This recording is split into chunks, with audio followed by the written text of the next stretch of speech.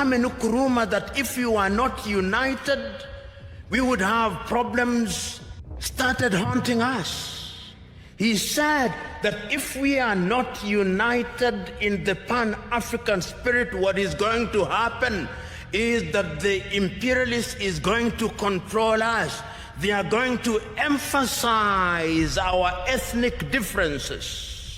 And they are going to ensure that we begin fighting amongst one another. And as we do so, they are going to exploit us.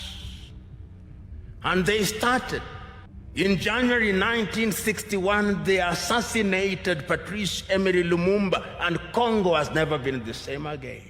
In 1963, they assassinated Sylvanus Olympio in Togo, and Togo has never been the same again.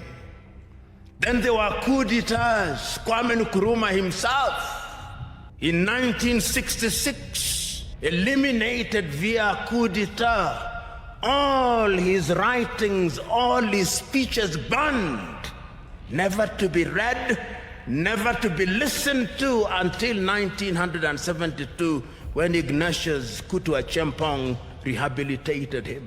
Ahmed Ben Bella in Algeria, gone. In Nigeria, Nnamdi Azikiwe and Abubakar Tafawa Balewa, gone.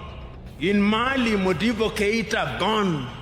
In Chad, everywhere, coup d'etats. Here in Ethiopia, 1974, if I'm not wrong, coup d'etat and the emergence of the Deg regime.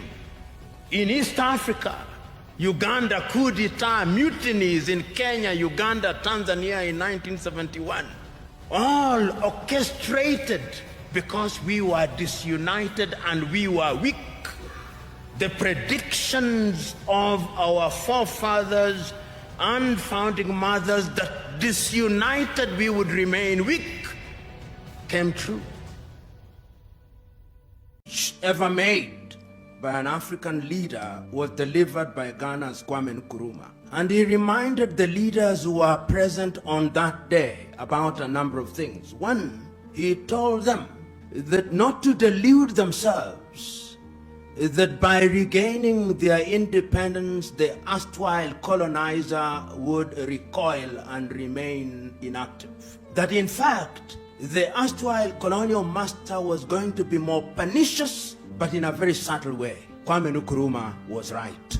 He reminded his audience that going forward, it was necessary and indeed urgent that Africans should begin to think as one whole, because if they remained in disunity, they would remain weak and vulnerable and therefore susceptible to manipulation. Kwame Nkrumah was right. Bill Gates come and meet your president. You'll see Tony Blair come and meet your president.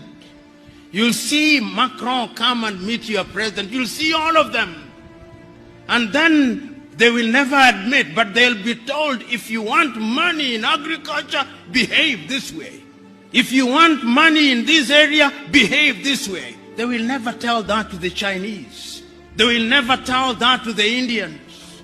They will never tell that to the Vietnamese. They will never tell that to the Koreans. But in Africa, they tell us. That is why, as I speak to you now, under this new scramble, the IMF and the World Bank are back, telling you who to hire in your universities, what to sell and what not to sell. It is a sad situation. You'll see Bill Gates come and meet your president. You'll see Tony Blair come and meet your president. You'll see Macron come and meet your president. You'll see all of them. And then they will never admit, but they'll be told, if you want money in agriculture, behave this way. If you want money in this area, behave this way. They will never tell that.